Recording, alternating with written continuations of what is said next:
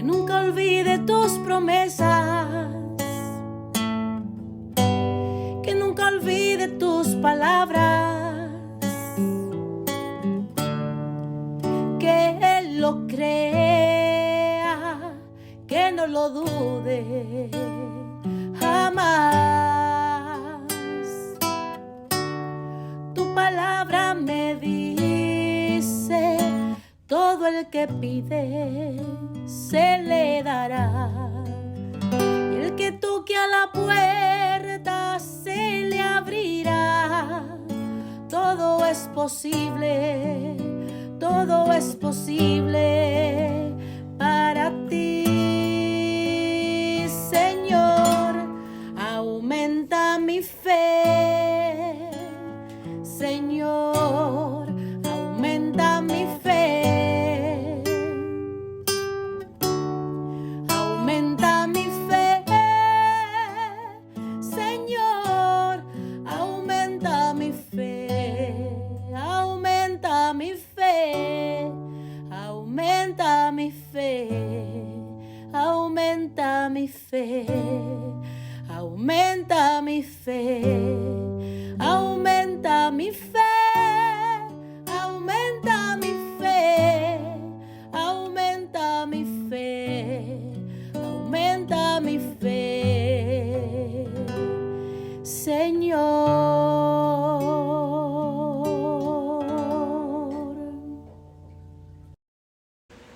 Saludos en este glorioso día y bendiciones a los hermanos creyentes que escuchan Jesús y María Radio, que están sedientos de la palabra de Dios.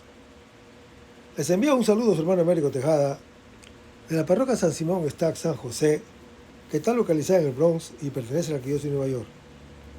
Estamos aquí todos los lunes de 5 a 6 p.m. hora de Nueva York. En este segmento de estudio bíblico titulado Crece en tu fe, estamos estudiando el Evangelio según San Juan. Este Evangelio presenta la persona y el mensaje del Señor Jesús de un modo bastante diferente al de los Evangelios sinópticos, tanto en su contenido como en su lenguaje. Parece haber sido redactado en su forma actual a finales del primer siglo y pudo haber sido en la ciudad de Éfeso o la ciudad de Antioquía. Este Evangelio se presenta esencialmente como una revelación de Jesús acerca de sí mismo. Jesús aparece siendo el Hijo, uno con el Padre Dios. Y no es raro que en varias ocasiones Jesús se proclame en forma absoluta: yo soy, atribuyéndose así el equivalente del nombre divino y situándose en el mismo nivel del Dios que es. Jesús es también el Hijo del Hombre, el Mesías, el Cristo, anunciado en la ley mosaica y por los profetas. Para completar esta visión del misterio de Jesús, es necesario aludir a su relación con el Espíritu de Dios, o sea, el Espíritu Santo, que tiene una estrecha relación con Jesús, que lo recibe, lo promete y lo entrega. En esta perspectiva, el Evangelio según San Juan es una revelación trinitaria.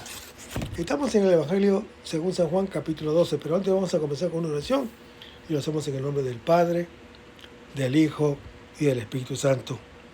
Señor, que todo lo que hagamos este día inicie con tu bendición y termine con tu ayuda. Que todo lo que digamos este día sea motivado por tu amor e inspirado por tu gracia.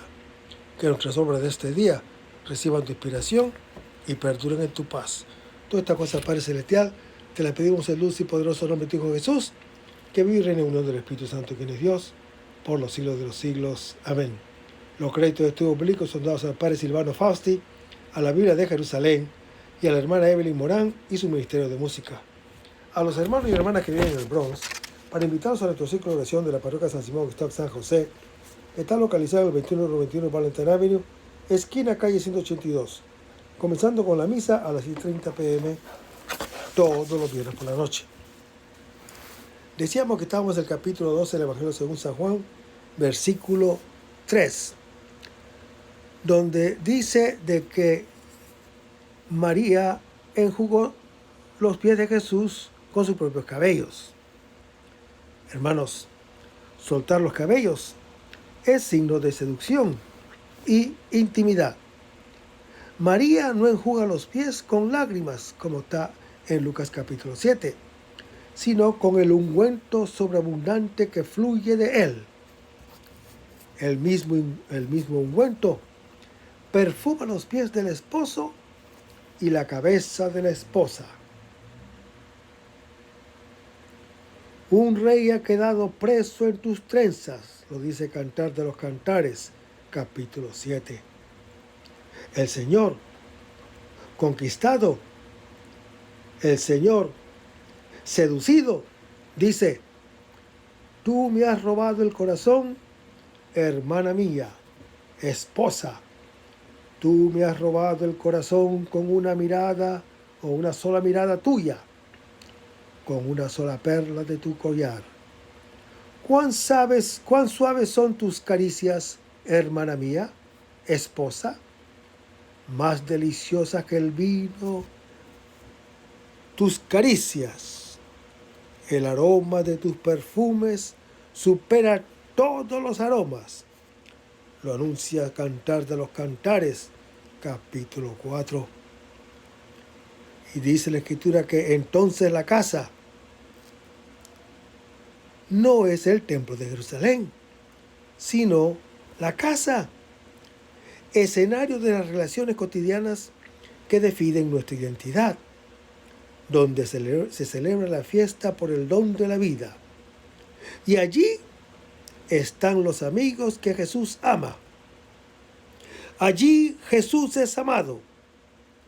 Y allí está el perfume, porque Dios es amor. La casa del pobre no despide ya el ácido humor del fariseo Simón, que juzga, como está en Lucas capítulo 7, ni el hedor de Simón el leproso, como está en Marcos capítulo 14, ni la hediondez del hermano que Marta temía, como está en Juan capítulo 11, pues ha quedado invadida por el perfume. En la casa, donde antes reinaba el luto y la muerte, resuenan los gritos de alegría, las voces del esposo y de la esposa, y se esparce la fragancia del perfume, como lo anuncia el profeta Jeremías en su capítulo 25. Y dice que la casa se llenó del perfume. Hermanos, en griego se emplea una misma palabra para indicar llenar y cumplirse. Esta casa es el cumplimiento del perfume, el cumplimiento del nombre que está sobre todo nombre. Allí reinan el servicio y el amor. El amor es amado, el perfume llena la casa y se derrama sobre el mundo entero. Lo anuncia Marcos en su capítulo 14. Dios es todo en todo, como lo anuncia el apóstol Pablo en su primera epístola a los Corintios, capítulo 15. Gracias sean dadas a Dios, que nos hace participar en su triunfo en Cristo y difunde por medio de nosotros el perfume de su conocimiento en el mundo entero, pues nosotros somos delante de Dios el perfume de Cristo. Lo anuncia el apóstol Pablo en su segunda epístola a los Corintios, capítulo 2. Hermanos, ese perfume que es de vida para quien ama al Señor, será olor de muerte para quien lo rechaza, como está en 2 Corintios capítulo 2. Y el versículo 4 dice: dijo entonces Judas Iscariote. El reparo que Juan el Evangelista pone en labios de Judas Iscariote lo atribuye Mateo a los discípulos en Mateo capítulo 26 y Marcos a los presentes en Marcos capítulo 14. Entre ellos nos contamos también nosotros, los lectores, Judas Iscariote es para Juan el Evangelista el prototipo de la incomprensión de los discípulos. Es, hermano que me escuchas, en efecto, uno de sus discípulos. Seguimos leyendo la Escritura. El que lo iba a entregar. Entregar es la palabra que se utiliza para indicar el gesto de Judas Iscariotes, que traiciona a Jesús, como está en Juan capítulo 6. Indica también su entrega a Pilato, como está en Juan capítulo 18. Que lo entrega a la cruz, como está en Juan capítulo 19, en donde el Señor Jesús nos entregará su Espíritu Santo. A nuestras entregas de muerte, Él responde o Él repone con la entrega de su vida. Y en el versículo 5 se lee: ¿Por qué ese ungüento no se vendió por 300 denarios? Más de 200 denarios bastaban para quitar el hambre a la gente. Lo anuncia Juan capítulo 6. 30 piezas de plata fue el monto de la venta de Jesús, como está en Mateo capítulo 26. Este perfume vale mucho más, porque es fiel y de gran precio, como el amor. Judas Iscariote, en cambio, lo monetiza y habla de vender para dar a los pobres. Aquí hay dos modos opuestos de pensar y de obrar. Dos economías distintas. De un lado, hermano que me escuchas, están el cálculo y la venta. Y de otro, el amor y el derroche, como está en Marcos capítulo 14, Mateo capítulo 26. Una es solo la economía del hombre, que mata. La otra es la de Dios, que da vida. Como también hay dos olores distintos, el de la vida para la vida y el de la muerte para la muerte.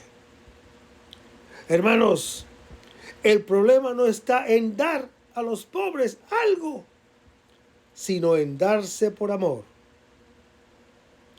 En Lucas capítulo 10, Marta, toda atareada, contrapone su servicio a la actitud de María, que sentada goza de la presencia del Señor Jesús. Aquí Judas Iscariote contrapone la ayuda a los pobres al amor por el Señor Jesús. No ha entendido que cualquier servicio, cuando no nace del amor, apesta a muerte. Y en el versículo 26 se lee: eso lo dijo no porque le importara a los pobres. La ayuda a los pobres, bien a menudo, es una máscara para encubrir los propios hurtos.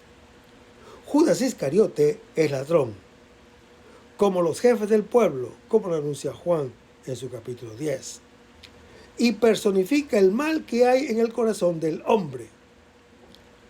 Es un diablo, lo dice Juan capítulo 6. Es mentiroso y es homicida, como el padre de la mentira que lo inspira, como lo anuncia Juan capítulo 8. Y dice la Escritura que tenía la bolsa. Judas Iscariote administraba la bolsa común, de la que sacaba para vivir y dar a los pobres, como está en Juan capítulo 13. Pero él, en vez de compartir, roba. La limosna es con frecuencia una buena coartada para el hurto que ya se ha cometido o que se está fraguando. Una inderogable ley de la economía dice que no resulta provechoso dar, sino cuando el dar produce réditos. Por eso, en la Escritura aparece siempre la conexión entre riqueza y mamón. Mamón es un dios pagano, por supuesto. Entre dinero y demonio. No porque los bienes eran malos de por sí, sino por el uso deshonesto de ellos, que de ellos hacemos. El dinero, hermano que me escuchas, que interviene como intermediario en los bienes, es diabólico, en la medida en que, en lugar de poner en comunión a los creyentes, los divide entre sí. En el versículo 7 se lee que Jesús dice: déjela, lo tenía guardado para el día de mi sepultura. Hermanos, el Señor Jesús aprueba el gesto de la mujer y la defiende. En ese gesto intuye el amor de su destino. Ella unge su cuerpo para la sepultura, pero ahora, cuando está vivo, puesto que lo que realmente importa no es honrar a un difunto, sino amar al viviente. Lo que la mujer realiza es anuncio de resurrección, respuesta de amor a un amor que sabe dar la vida.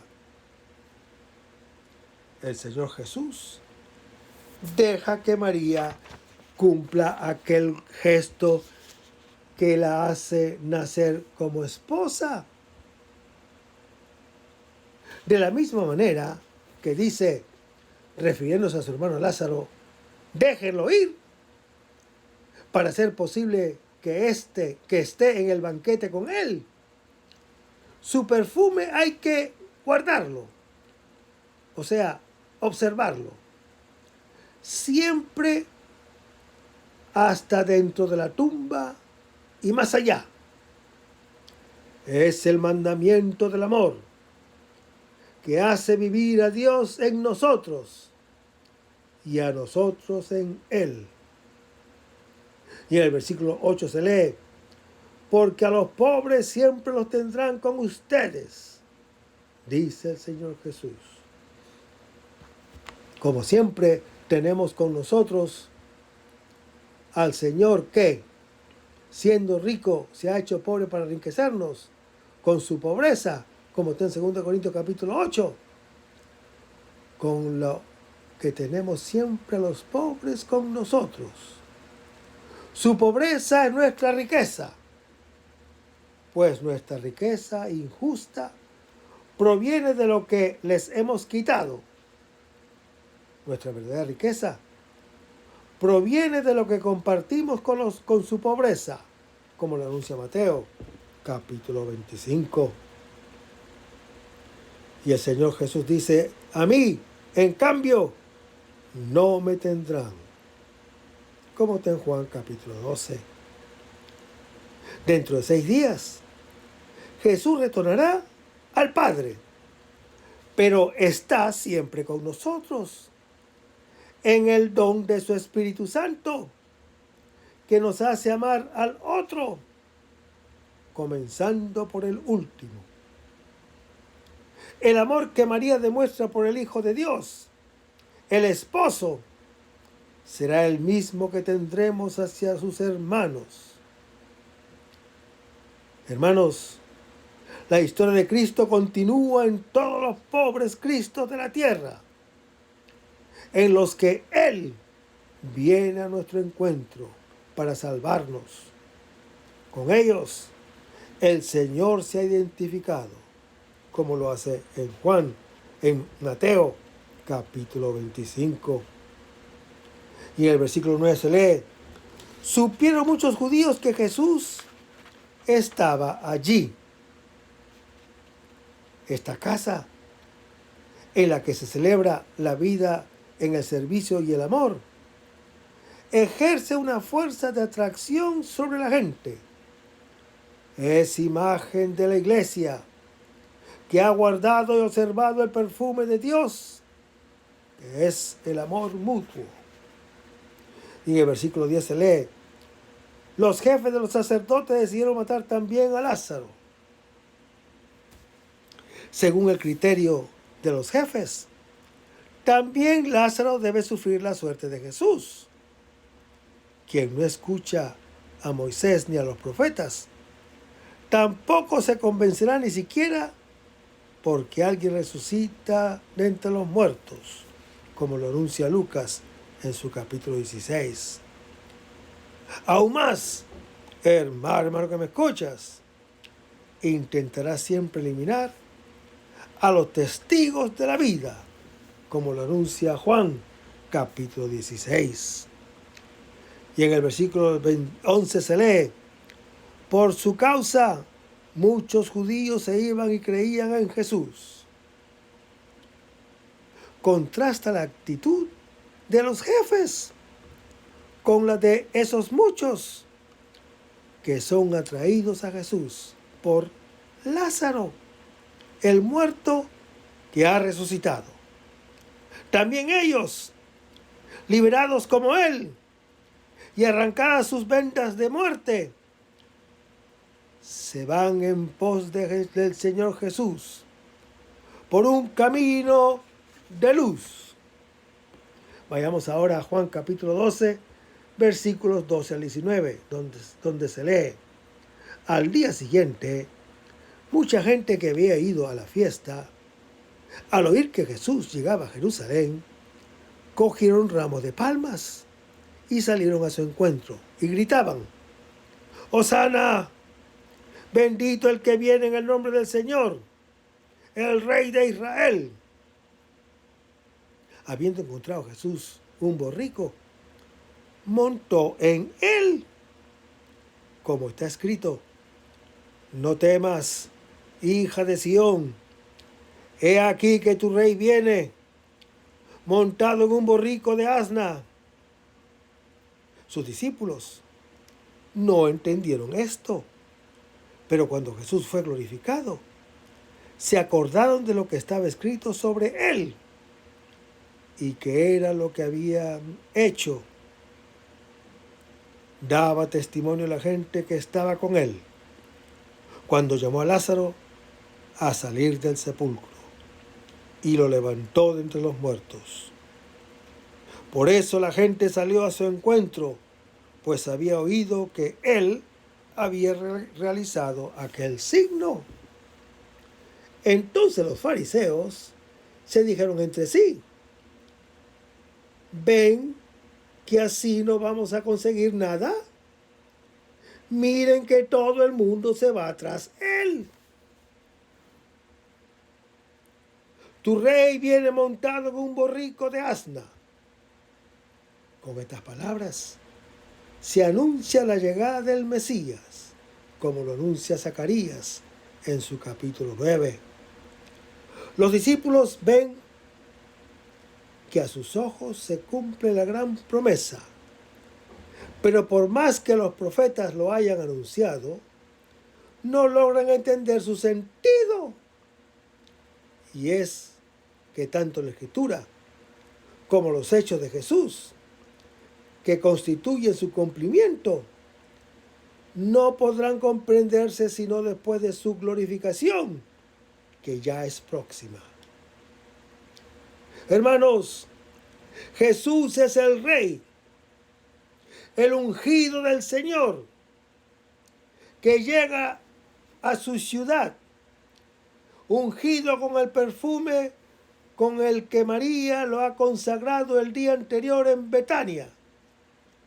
La gente le sale al encuentro, lo aclama y lo sigue por las obras que ha realizado.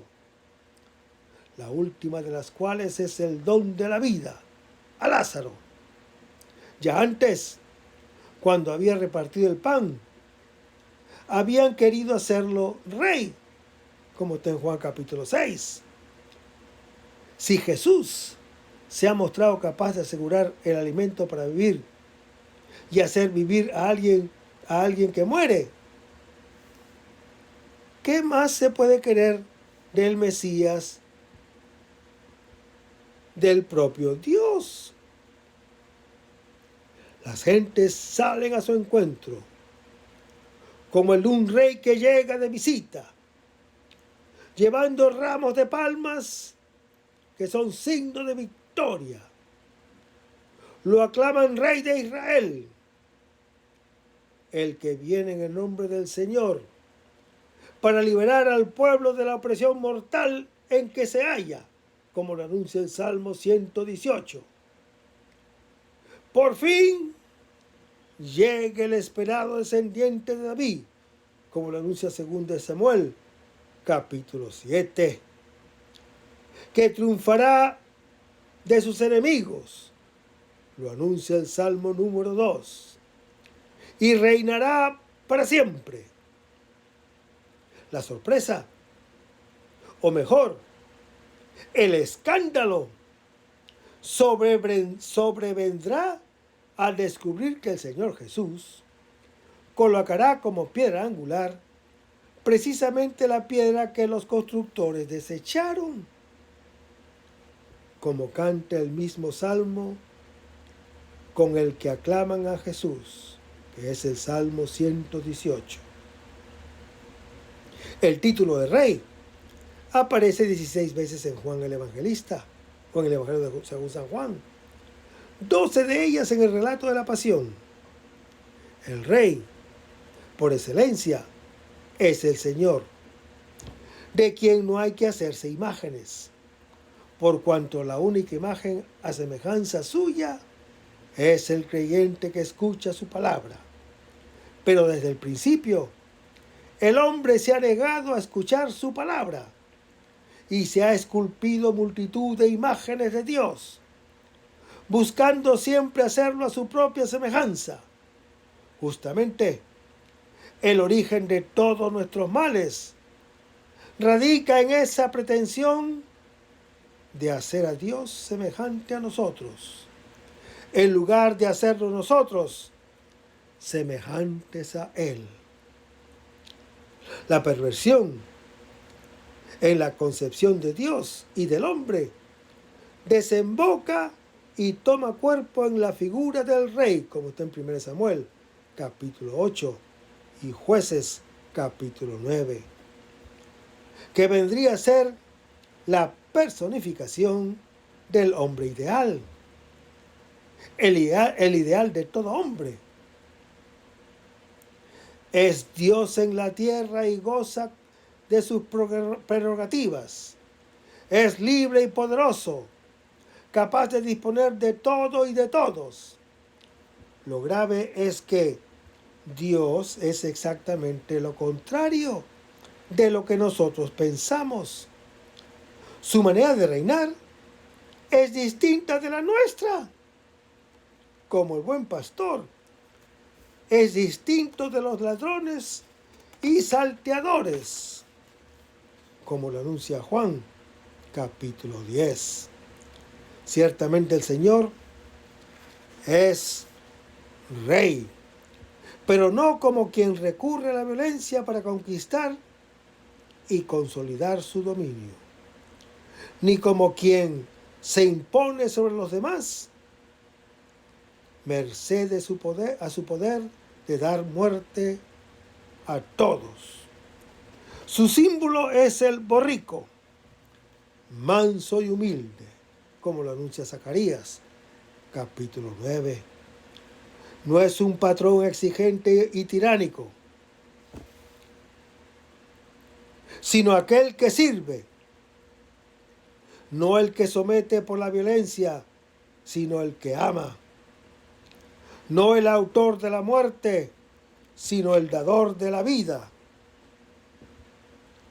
Jesús hermano que me escuchas, es un Mesías político que desde siempre pone en crisis nuestras concepciones políticas, pues su propuesta apunta a la inauguración de unas nuevas relaciones civiles en un mundo desigual, hecho de patrones y antipatrones, que produce libertad para pocos y esclavitud para los demás. Hermanos, el Señor Jesús predica un mundo de personas libres, al servicio unos de otros en el amor mutuo, como está en Filipenses capítulo 2. En lugar de la delirante omnipotencia del superhombre, que correlativamente supone un subhombre, se propone la aceptación cordial de la propia humanidad y los límites naturales como lugar de solidaridad. Los discípulos comprenderán solo después de la gloria de la cruz por qué Jesús responde a las gentes que lo aclaman rey, echando mano a un borrico y montándolo, para así mostrar a todos claramente el estilo de su reinado. Jesús es el ungido, el Cristo de Dios y Salvador del mundo, precisamente en cuando va hacia la sepultura. Es humilde porque acepta su condición humana, que supone el retorno a la tierra, como el amigo Lázaro y como todos. Jesús no pretende desconocer ni desplazar los límites propios del hombre. Entiende su propia muerte como lugar de humanidad, como lugar de comunión con los creyentes, fruto de su comunión con el Padre. La secuencia del texto hará ver de qué manera Jesús es Mesías y Salvador del mundo, justamente como crucificado, con una gloria incomprensible. Juan el Evangelista sitúa su relato en un contexto diferente del de los otros evangelios. Inmediatamente después de la unción de Betania y antes de las predicciones de su elevación y rechazo, introduce, por otra parte, algunas variaciones propias que destacaremos en la lectura del texto. Como quiera que su propósito es mostrar que la gloria del Rey, de acuerdo con las Escrituras que la anuncian, no se puede comprender sino después del acontecimiento pascual. Jesús es el Rey, que viene en nombre del Señor, y por eso es distinto del Rey que viene en nombre de los hombres. La Iglesia, al igual que todo creyente, necesita hacer un serio esfuerzo para poder descifrar la ambigüedad de fondo que oculta toda idea de Dios y de hombre, para poder decidirse por el Señor que libera y da vida, prefiriéndolo a los diferentes señores que oprimen y dan muerte. En el versículo 12 se lee: al día siguiente. Es el día que sigue a la unción de María, que ha consagrado al Señor Jesús como el esposo que da la vida. Confortado por su amor, da principio a su reinado, con su entrada en la ciudad de David, que es Jerusalén, donde será coronado y entronizado, coronado de espinas y levantado en la cruz.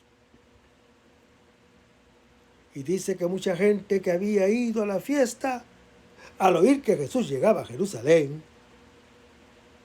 hermanos, la ciudad está llena de peregrinos que han ido a celebrar la Pascua, fiesta de la liberación de la esclavitud egipcia. En la escena anterior, el Señor Jesús había celebrado en la casa de Betania la fiesta por el don de la vida. Ahora se dirige a Jerusalén y se dirige a su Pascua, con la que clausura su camino, iniciado con la primera subida a Jerusalén, luego de haber cumplido el principio de los signos en Galilea, como lo anuncia Juan capítulo 2. Juan el Evangelista no describe su entrada en la ciudad, sino el entusiasta recibimiento de la gente. En el versículo 13 se lee que la gente cogieron ramos de palma.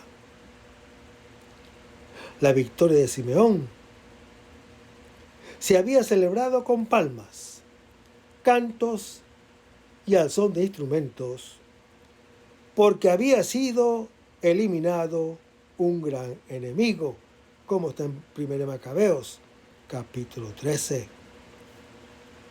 Con palmas, una multitud inmensa de todos los pueblos y lenguas celebra la salvación de Dios y del Cordero en Apocalipsis capítulo 7. Aquí se celebra anticipadamente la victoria sobre el príncipe de este mundo, que será arrojado fuera. Estas palmas son el lubab, el mazo de ramas de palmas, sauce y mirto, que se lleva en la mano izquierda, y un fruto de cedro en la mano derecha. En la fiesta de las tiendas, que está en Levítico capítulo 23, lo mismo que en la de la dedicación. El ulab se sacude al canto del Salmo 118, que es el himno de gracias por la victoria. Este versículo muestra que la intención de Juan el Evangelista es conjugar los significados de las tres grandes fiestas, que son la Pascua, las tiendas y la dedicación. Y dice la Escritura que salieron a su encuentro. A su llegada corresponde el salir de la ciudad para ir a su encuentro, como al de un soberano que vuelve de una gran victoria, puesto que, en efecto, ha vencido a la muerte. Y dice que la multitud gritaban, ¡Hosana! La palabra hebrea está tomada del Salmo 118, que implora la liberación de una opresión mortal y como tal constituye una invocación de salvación. Aquí expresa un grito de júbilo, una aclamación del Señor Jesús que salva. Y la gente decía, bendito el que viene en el nombre del Señor, como está en el Salmo 118. Hermanos, el que viene es el Mesías, el Salvador esperado, como lo anuncia Juan capítulo 1. Jesús es el Hijo de Dios, que viene en el nombre de su Padre, como está en Juan capítulo 5. el Rey de Israel, decían las multitudes. Esta aclamación de las gentes, unida al Salmo 118, tomada de Sofonías capítulo 3, se refiere al resto de Israel, un pueblo pobre y humilde, que será salvado por el Señor, que es Rey de Reyes, que es Rey de Israel, es el Señor en medio de ti, lo anuncia Sofonías en su capítulo 3. En Israel, solo Dios reina, lo anuncia el Salmo 24. Jesús, hermano que me escuchas, es el Hijo de Dios, que lleva a sus creyentes al reino del Padre. Cuando el pueblo, queriendo ser como todos los otros pueblos, quieren un rey que lo domine, se atrae el reproche de Dios, quien manifiesta que su deseo equivale a rechazar su realeza, renunciar a su propia imagen y semejanza con Él, porque mientras Dios da vida y libertad, los otros reyes traen muerte y opresión, como está en 1 Samuel capítulo 8, Jueces capítulo 9. Por eso, hermano que me escuchas, Dios había prometido al rey David un descendiente que liberaría al pueblo y reinaría eternamente.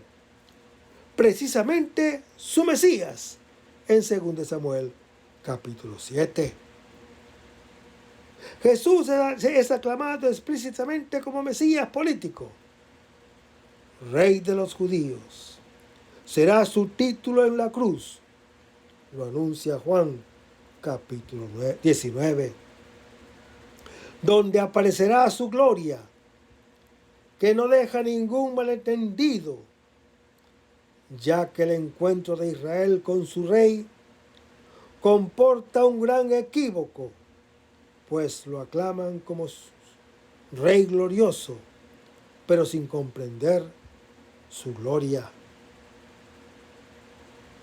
Hermanos, Jesús no puede huir del asedio de la gente, como lo había hecho después del don del pan, al retirarse solo al monte, en Juan capítulo 6, porque la gente lo rodea a él,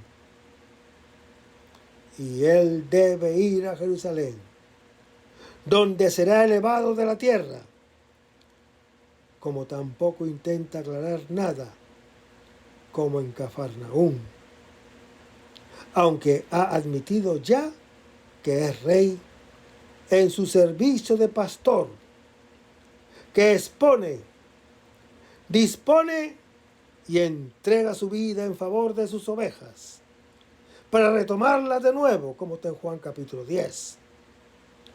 El significado de sus palabras se revelará bien pronto, cuando tenga su cumplimiento efectivo. El callado gesto de Jesús, como el de María en Betania, está destinado a ilustrar su sentido y despejar toda ambigüedad. Y en el versículo 14 se lee: habiendo encontrado Jesús un borrico. Hermanos, el Señor Jesús abriga sus reservas sobre aquellas aclamaciones, porque sabe que sus pensamientos no son nuestros pensamientos. Sus caminos no son nuestros caminos, como lo anuncia el profeta Isaías en su capítulo 55. El Señor Jesús manifiesta su realeza eligiendo no la mula, que era el destinatario, que era de ordinario la cabalgadura real, sino un borrico, como está en 1 Reyes capítulo 1, que encuentra al pasar. Hallazgo bien a propósito para entrar en la ciudad. Donde quiera que lo encuentre, el Señor llega a reinar. El burro, humilde animal de servicio, simboliza el mesianismo de aquel que es manso y humilde de corazón. El Señor Jesús da pan y vida efectivamente, mas no es un alarde de poder, sino como un signo de amor. Se hace pan y da la vida.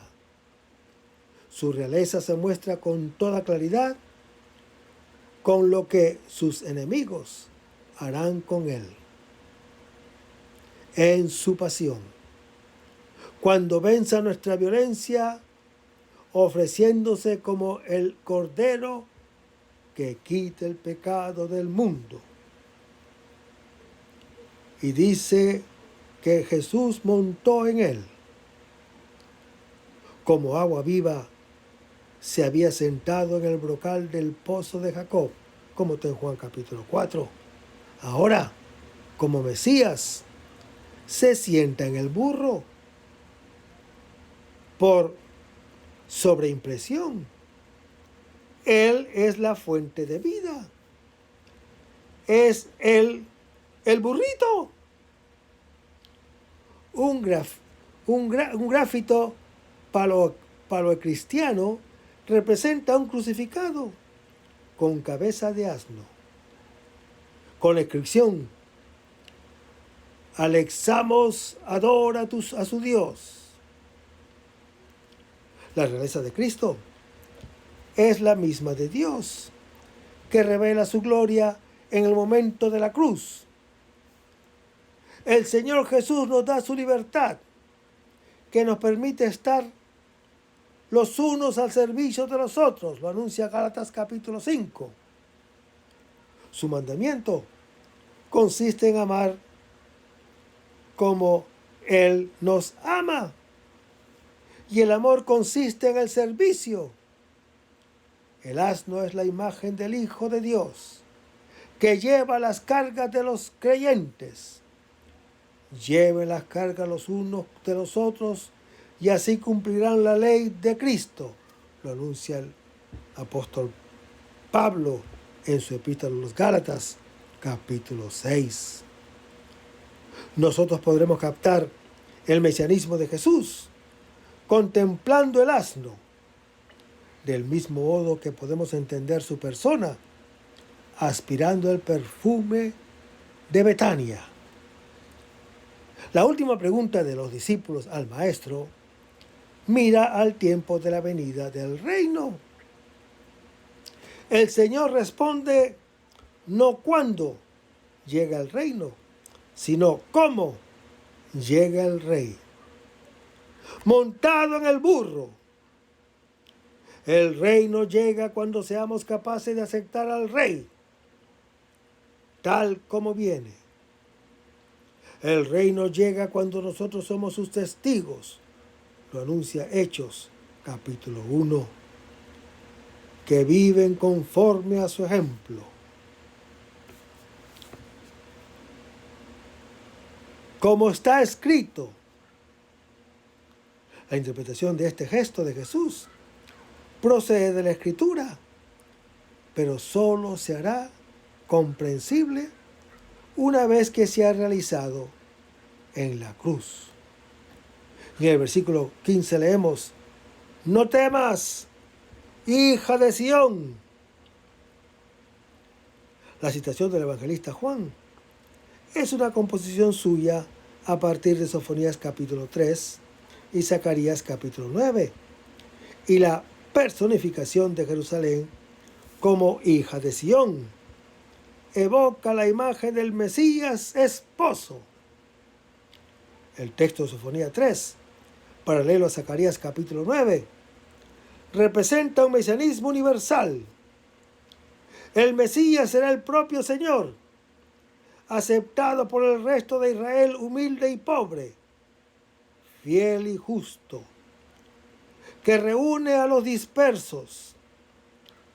El núcleo de la profecía es la venida del Señor, Rey de Israel, Salvador poderoso y esposo, que exultará de alegría por ti te renovará con su amor, se alegrará por ti con gritos de alegría, como en los días de fiesta, lo anuncia el profeta Isaías en su capítulo 62.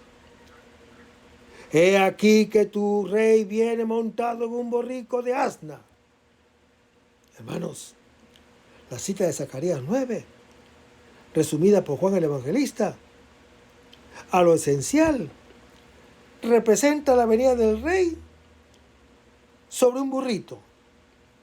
El profeta contrapone el asno del Mesías a los carros y los caballos de los reyes, mientras que los carros de guerra en aquellos tiempos eran carros artillados que irrumpían en las tropas enemigas, causando enormes destrozos. Son propios de los que quieren tomar el poder que no poseen o conservar el que están a punto de perder. En tanto que los caballos simbolizan a quienes lo ejercen sin sobresaltos. El Mesías, hermano que me escuchas, montado en su asno, vence a todos los enemigos y lleva la paz hasta los confines de la tierra. Su reino no se funde en la violencia del que domina y oprime, sino en la fuerza del amor de quien se hace siervo y libera, como está en Marcos capítulo 10. El cruce del asno con el caballo produce un híbrido estéril, mulo o muleto. Nuestra impotencia para vencer al mundo proviene de nuestro deseo de ser creyente, aspirando al mismo tiempo el poder. Cuando nos hayamos impuesto por la violencia, nos habremos convertido en el anticristo, por más que tengamos la apariencia de corderos. Hablamos el lenguaje del dragón, como lo dice Apocalipsis capítulo 13. Los regímenes cristianos son un buen ejemplo de cruce entre caballo y asno. Las cruzadas, a su vez, son un cruce increíble entre asno y carro de guerra. Parece que tales cruces no siempre tienen éxito, pero siempre lo están intentando. En el verso 16 se lee: sus discípulos no entendieron esto. Como no entendieron ni su gesto ni sus palabras en el templo de Jerusalén, tampoco entienden estas cosas, o sea, su gesto de montar el burro y las palabras de la Escritura que en él se cumplirán o se cumplían. Solo la cruz hará comprender la gloria. Los otros evangelios recurren a Zacarías 9 para ilustrar la realeza de Jesús. Leen lo que ahora sucede a la luz de la profecía, interpretando el presente por medio del pasado, mientras que Juan el Evangelista sitúa no en el presente de la acción, sino en el futuro. Solo después de su glorificación se esclarecerán tanto la Escritura como su cumplimiento en Jesús. Y el resto, hermano que me escuchas, lo vamos a ver en el próximo segmento. Manténgase en sintonía. Vamos a despedirnos con oración. Hacemos en el nombre del Padre, del Hijo y del Espíritu Santo. Señor Jesús, ayúdanos a conservar el fervor espiritual, la dulce y confortadora alegría de evangelizar, incluso cuando hay que sembrar entre lágrimas, como Juan el Bautista, como lo hicieron los apóstoles Pedro y Pablo y los otros apóstoles, y también esa gran multitud de evangelizadores que se han sucedido a lo largo de la historia de la Iglesia Católica, con un ímpetu interior que nada ni nadie sea capaz de extinguir. Señor Jesús, que sea esta la mayor alegría de nuestras vidas entregadas al Evangelio. Y ojalá que el mundo actual pueda así recibir la buena nueva de tu evangelio, porque tenemos la tarea de anunciar el reino de Dios y de implantar tu iglesia en este mundo que todavía no te conocen. Todas estas cosas, Padre Celestial, te las pedimos en el dulce y poderoso nombre de ti con Jesús, que vive y reina en unión del Espíritu Santo, quien es Dios, por los siglos de los siglos. Amén. Hasta el próximo segmento. Que el Señor nos bendiga.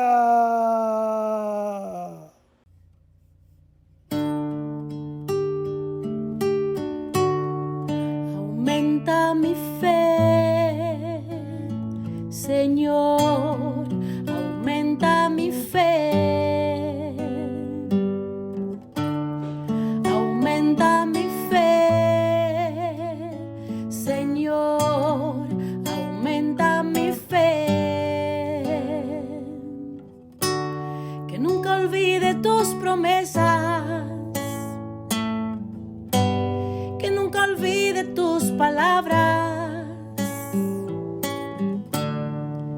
que Él lo crea, que no lo dude jamás. Tu palabra me dice, todo el que pide se le dará, y el que toque a la puerta se le abrirá. Todo es posible, todo es posible para ti, Señor. Aumenta mi fe, Señor, aumenta mi fe. Aumenta mi fe, Señor, aumenta mi fe. Aumenta mi fe, aumenta mi fe. Aumenta mi fe, aumenta mi fe. Aumenta mi fe.